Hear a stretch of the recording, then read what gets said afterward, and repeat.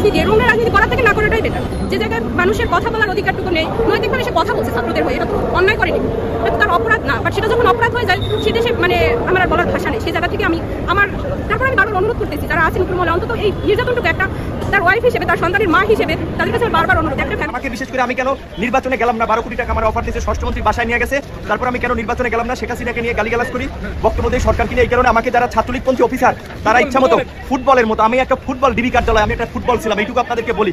সম্মানিত দর্শক মণ্ডলী, বিপি নুরুল হক নূরকে যে কারণে গ্রেপ্তার করেছে, এমনকি যে কারণে হঠাৎ করে তাকে 5 দিন রিমান্ড নিয়েছে, এমনকি রিমান্ডে যে কাজের কথা ছিল সেই কাজ না করে তাকে অমানবিক নির্যাতন করেছে, এই সব কিছুর মূল কারণ কি ইতিমধ্যে বিপি নুরুল হক নূর তিনি প্রকাশ করেছেন। এমনকি আবারও তিনি রিমান্ডে যেতে পারেন 5 দিনের জন্য, এই বিষয়গুলো প্রকাশ করেছেন। বিপি নুরুল হক নূরের বক্তব্য আপনাদেরকে দেখাবো, কি কারণে কেন তাকে হঠাৎ করে গ্রেপ্তার করেছে, এমনকি 5 দিনের রিমান্ড মঞ্জুর করেছে আদালত।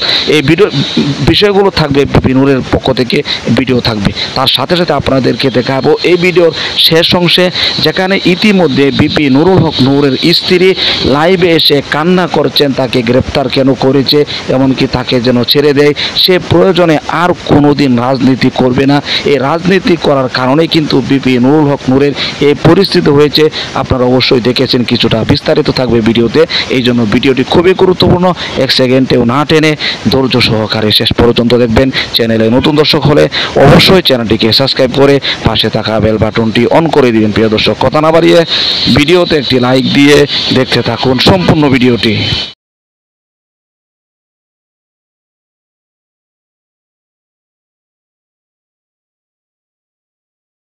আমাকে বিশেষ করে আমি কেন নির্বাচনে গেলাম না, 12 কোটি টাকা আমার অফার দিয়েছে, ষষ্ঠমন্ত্রী বাসায় নিয়ে গেছে, তারপর আমি কেন নির্বাচনে গেলাম না, শেখ হাসিনাকে নিয়ে গালিগালাজ করি, বক্তব্য দেই সরকারকে নিয়ে। এই কারণে আমাকে যারা ছাত্রলীগপন্থী অফিসার তারা ইচ্ছা মতো ফুটবলের মতো, আমি একটা ফুটবল ডিবি কার্যালয়, আমি একটা ফুটবল ছিলাম, এইটুকু আপনাদেরকে বলি।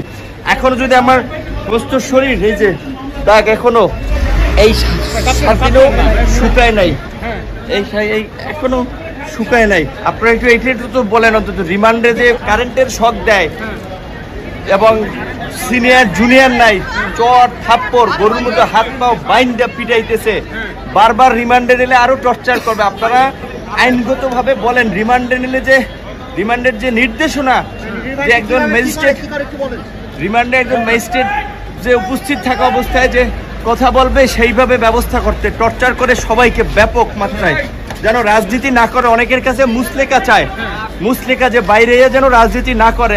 আমরা এই সরকারের পতন ছাড়া আমাদের বাঁচার এবং জাতির মুক্তির পথ নাই। সরকার পতন না হওয়া পর্যন্ত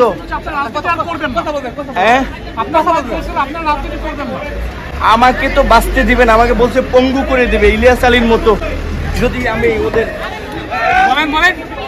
আমাকে বলছে যে পঙ্গু করে দেবে, আমার মতো 2-1 জন নূর না থাকলে তাদের কিচ্ছু হবে না। আমি শুধু এইটুকু বলি যে আমার শারীরিক পরীক্ষা করার দরকার, চিকিৎসা করা দরকার। আমার ইনজেকশন পুশ করছে, এটি কি স্লো পয়জন? যমুনা রেফ্রিজারেটর, খাবার ফ্রেশ তো লাইফ জম্পেশ। জিজ্ঞাসাবাদের নামে, রিমান্ডের নামে তার গোপন অঙ্গে পর্যন্ত লাথি মারা হয়েছে, এটা উনি নিজ মুখে আদালতকে বলেছেন। এবং আমরা আদালতে 3টা পিটিশন দিয়েছি, একটা হচ্ছে রিমান্ড বাতিলের পিটিশন, জামিনের পিটিশন দিয়েছি এবং তাদের সুচিকিৎসা করা হয় এই পিটিশন দিয়েছি। আমরা কিন্তু এও নিবেদন করেছি যে বিজ্ঞ আদালত, যেহেতু তিনি 5 দিনের রিমান্ডে অলরেডি বনানী থানার একটা মামলায় 5 দিনের রিমান্ডে ছিল এবং গত শুক্রবার তাকে রিমান্ড ব্যাক করা হয়েছে। এবং আপনারা সামাজিক যোগাযোগ মাধ্যম এবং গণমাধ্যম, অর্থাৎ ন্যাশনাল এবং ইন্টারন্যাশনাল যে গণমাধ্যম, এর মাধ্যমে দেখেছেন যে তিনি ঘাড়ে ভর করে কিন্তু শুক্রবার আদালতে উঠেছিলেন।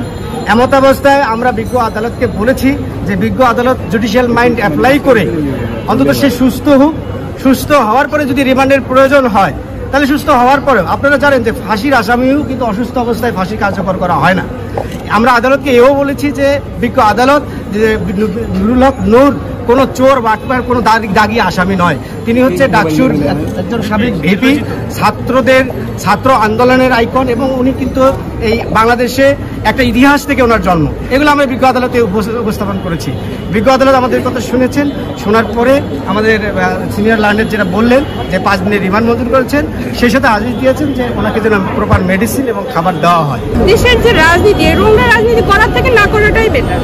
যে জায়গায় মানুষের কথা বলার অধিকারটুকু নেই, নৈতিকভাবে সে কথা বলছে ছাত্রদের হয়ে, এটা তো অন্যায় করেনি, এটা তো তার অপরাধ না। বাট সেটা যখন অপরাধ হয়ে যায়, সে দেশে মানে আমার আর বলার ভাষা নেই। সেই জায়গা থেকে তারপর আমি বারবার অনুরোধ করতেছি যারা আছেন উপর মহলে, অন্তত এই নির্যাতনটুকু একটা তার ওয়াইফ হিসেবে, তার সন্তানের মা হিসেবে তাদের কাছে আমার বারবার অনুরোধ, একটা ফ্যামিলিকে এভাবে ধ্বংস করে দিবে না।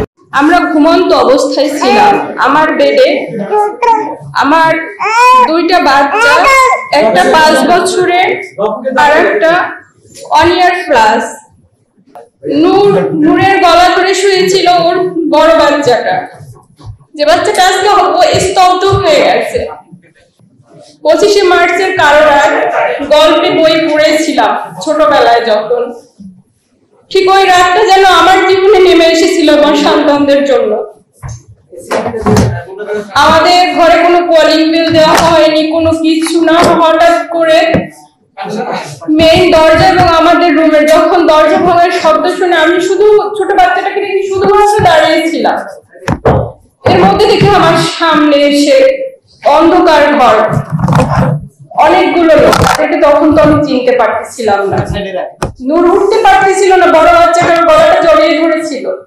এর মধ্যে ওরা ঘরে ঢুকে সর্বোচ্চ মনে হয় 3 থেকে 4 মিনিট হবে। তো বারবার জিজ্ঞেস করতেছিলাম আপনারা কারা। এতটা মানে ভয়ঙ্কর আমি রাতের বর্ণনা হয়তো আমি দিতে পারতেছি না এই মুহূর্তে। 2 থেকে 3 মিনিটের মধ্যে ওকে নিয়ে যাওয়া হয়। আমি নিজেও শারীরিকভাবে অসুস্থ। ওই দিনই আমি একজন খুবই সাধারণ একজন স্কুল টিচার। আমি শারীরিকভাবে হয়তো কিছু ব্যক্তিগত কথা থাকে যা কখনো পাবলিকলি বলা যায় না, কিন্তু আজকে আমি বলতে বাধ্য হচ্ছি। 7 মান্থ রানিং আমি প্রেগনেন্ট, আর আমার 2টা বাচ্চা এই জায়গায় থাকে, ওর বাবার কাছেই থাকে। আমি যেহেতু চাকরি করি, ইভেন আবার নিজে অসুস্থ এখন, যার কারণে ওদেরকে ক্যারি করে আমার জব করা সম্ভব হচ্ছিল না। তো বৃহস্পতিবার দিন আমি আমার থেকে যখন ছুটি নিয়ে নিজের ডক্টর দেখানোর জন্য আসি। প্রিয় দর্শক, আশা করি সম্পূর্ণ ভিডিওটি দেখলেন। ভিডিও দেখে অবশ্যই বুঝতে পেরেছেন বিপি নুরুল হক নূরকে স্বরাষ্ট্রমন্ত্রীর বাসায় নিয়ে তাকে 12 কোটি টাকা দিবে যাতে সে আর এই রাজনীতি না করে, এমনকি বর্তমান সরকারের বিরুদ্ধে কথা না বলে। কিন্তু এই প্রস্তাবটি প্রত্যাখ্যান করেছেন বিপি নুরুল হক নূর। এই জন্যই তার উপর ওই সময় থেকে কিন্তু রেগে আছেন, যে কোনো সময় সুযোগ পেলে তাকে গ্রেপ্তার করবে। এই বিষয়গুলো কিন্তু মিডিয়ার সামনে এসে প্রকাশ করেছেন। শুধু তাই নয়, এমন কথা বলেছেন বিপি নুরুল হক নূরকে তারা বাঁচতে দিবে না, ভঙ্গ করে ফেলবে ইলিয়াস আলীর মতো, এমন কথা কিন্তু বিপি নুরুল হক নূর বলছেন। শুধু তাই নয়, এই ভিডিওতে আপনারা দেখেছেন যেখানে বিপি নুরুল হক নূরের স্ত্রী লাইভে এসে কান্না করছে যে সে আর কোনোদিন প্রয়োজনে রাজনীতি করবে না, এরপরেও তার 2টি সন্তান রয়েছে, তাকে যেন ছেড়ে দেয়, এমন কথা বলেছেন। প্রিয় দর্শক, সব কিছু মিলে এই ভিডিও সম্পর্কে যদি আপনার কোনো মতামত থাকে, অবশ্যই আপনার মূল্যবান মতামতগুলো কমেন্ট বক্সে জানিয়ে দেবেন, এমনকি এই ভিডিওটি শেয়ার করে সকলের মাঝে ছড়িয়ে দিবেন। প্রিয় দর্শক, আজকের মতো এখানে শেষ করছি। ভালো থাকুন, সুস্থ থাকুন, আবারও দেখা হচ্ছে পরবর্তী ভিডিওতে।